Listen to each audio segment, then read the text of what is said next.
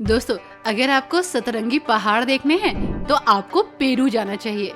जी हाँ दोस्तों, दक्षिण अमेरिका का एक ऐसा देश नाम पेरू जो कि बहुत सारे रहस्यों से फुलफिल है।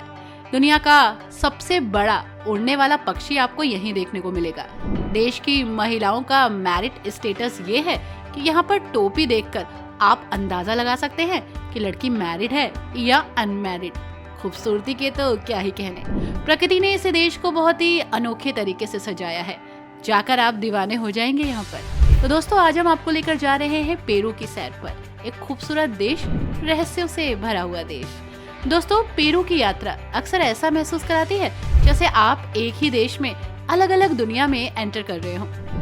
आप यहाँ पर सर्फिंग कर सकते हैं प्रशांत महासागर में। आप यहाँ पर बेहतरीन रेस्टोरेंट के मजे ले सकते हैं। शाम को फूड एंजॉय कर सकते हैं अपने लव वन के साथ। अमेज़न नदी में डॉल्फिन के साथ स्विम कर सकते हैं। और हाँ, यहाँ के कुछ रहस्य हैं जिनका पता लगा सकते हैं। दोस्तों, अगर आपको जानना है कि ये लेडी मैरिड है या अनमैरिड तो डोंट बी वरी। आप उसके सर पर रखी हुई हैट को देखकर ये अंदाजा लगा सकते हैं। अगर लड़की अनमैरिड है तो बुनी हुई टोपी पहनी होगी, और अगर मैरिड है तो पुआल की टोपी पहनी होगी। बस उससे अंदाजा लगा लीजिए। इसी के साथ दोस्तों, पेरू में क्वेचुआ लोग रहते हैं। अभी भी ये ट्रायल मैरिज पर विश्वास करते हैं। ट्रायल मैरिज का मतलब होता है कि महिला पुरुष साथ रहते हैं, यानी जब तक उनका मन करता है वो साथ रहते हैं, और जब मन करता है तो अलग हो जाते हैं। यहाँ पर किसी प्रकार का किसी के ऊपर बर्डन नहीं होता और ना ही कोई रिस्ट्रिक्शन। महिला किसी भी समय अपनी शादी को तोड़ सकती है और आजाद हो सकती है, और अपने रिश्ते को एक नया नाम दे सकती है और किसी दूसरे के साथ रिश्ता बना भी सकती है।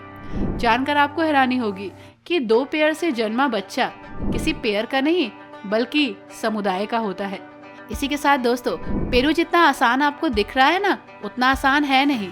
अभी भी इस देश के अंदर बहुत सारे रहस्य हैं जो दफन है। नाजका लाइन, आपने तो सुना ही होगा इस लाइन्स के बारे में। लंबे समय से देश में आने वाले लोगों की पसंदीदा रही हैं, जिनमें बहुत सारे जानवरों की आकृतियां हैं।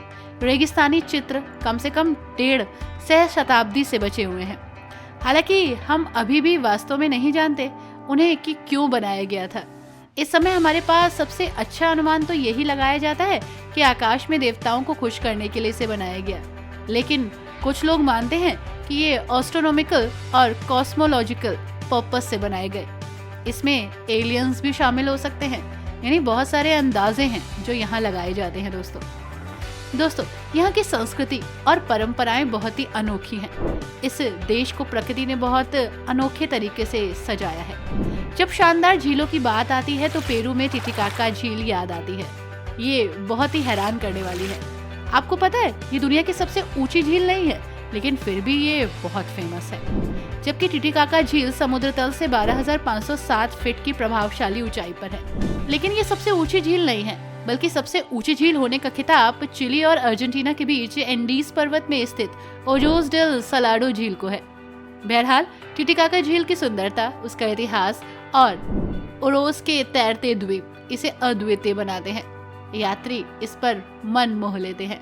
बोटिंग करने का एक अलग ही एक्सपीरियंस देती है ये जगह। इसी के साथ दोस्तों, अलास्का लाइन जहाँ इस देश की संस्कृति को दिखाती है, तो वहीं दूसरी तरफ ये अपनी परंपराओं को भी दिखाती है। कला और वस्त्र हमेशा से ही पेरू की संस्कृति रहा है। स्थानीय लोग अभी भी अल्पाका, लामा और भेड़ के ऊन को सुंदर रंगीन कपड़ों में बुनते हैं, जिन्हें वे आपको और हमको यानी कि टूरिस्ट को एज ए गिफ्ट भी देते हैं, और आप इन्हें खरीद भी सकते हैं। ये लोग बहुत सुंदर सुंदर कंबल भी बनाते हैं, जिन पर सांस्कृतिक रूप से बहुत ही महत्वपूर्ण पौराणिक प्रतीक भी नजर आते हैं। लेकिन ऊन ही एकमात्र चीज नहीं है जिसे वो बुनते हैं। टिटिकाका झील के तैरते द्वीपों के निवासी द्वीपों और घरों का निर्माण भी करते हैं। दोस्तों, ये सिर्फ बुनकर ही नहीं बल्कि निर्माणकर्ता भी कहलाते हैं। हाथ से बनी हुई चीजें, लकड़ी की नक्काशी, गहने, सोने चांदी के गहने, ये लोग बहुत अच्छे से गढ़ते हैं। यदि आप पहले से ही कुस्को गए हैं तो आपको रेटा ब्लोस से परिचित होना लाजमी होगा। लेकिन पेरू के लोग पार्टी में खाने पीने का जितना आनंद लेते हैं उतना आपने कहीं और नहीं देखा होगा। ये लोग म्यूजिक और डांस पर बहुत ही फोकस्ड हैं। एरियन संगीत की पेरू की परंपरा अपनी अनोखी है। बांसुरी और पैन पाइप की शांत ध्वनियों के लिए दुनिया भर में ये फेमस है। इनके बनने से पहले प्राचीन लोग समुद्री सीपों, नरकटों और जानवरों की हड्डियों से म्यूजिक निकालते थे। और हाँ, यहाँ का जो म्यूजिक है वो आपने पहले कभी नहीं सुना होगा। एक और रहस्य है जो यहाँ से जुड़ा है, वो है पेरू के माचू पिचू से।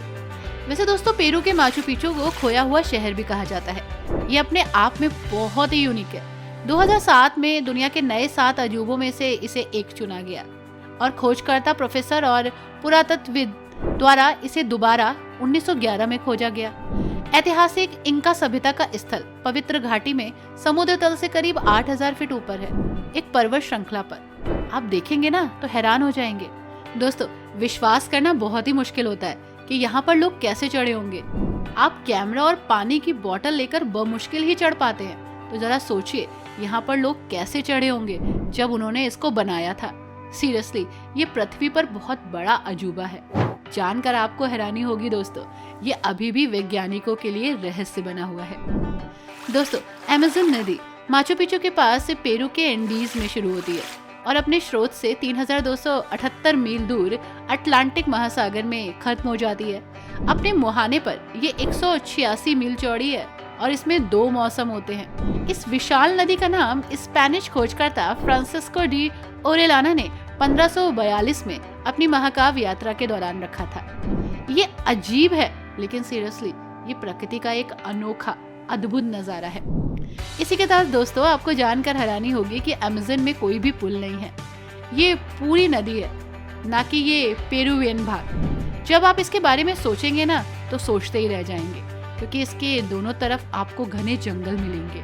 सीरियसली, यहाँ पहुँचना और इसे एक्सप्लोर करना उतना आसान नहीं है जितना आप समझ रहे हैं। इसी के साथ दोस्तों, पृथ्वी पर सबसे बड़ा उड़ने वाला पक्षी भी आपको पेरू में ही दिखेगा, विशालकाय इंडियन कोंडोर। दरअसल दोस्तों, एंडीज पर्वतमाला से कुल्का कैनियल तक बस की सवारी आप करें, आपको विशाल ज्वालामुखी और चढ़ते हुए जंगली लामा नजर आएंगे। धरती पर सबसे बड़ा पक्षी विशाल इंडियन कोंडोर भी आपको देखने को मिलेगा। कुल्का कैनियन दुनिया के सबसे बड़े पक्षी का घर है, जो 4 फीट ऊंचा है और 14 फीट तक के पंखों का फैलाव वाला होता है। 27 पाउंड तक वजन होने के बावजूद ये पक्षी अपने पंखों का उपयोग किए बिना घंटों तक उड़ता रहता है।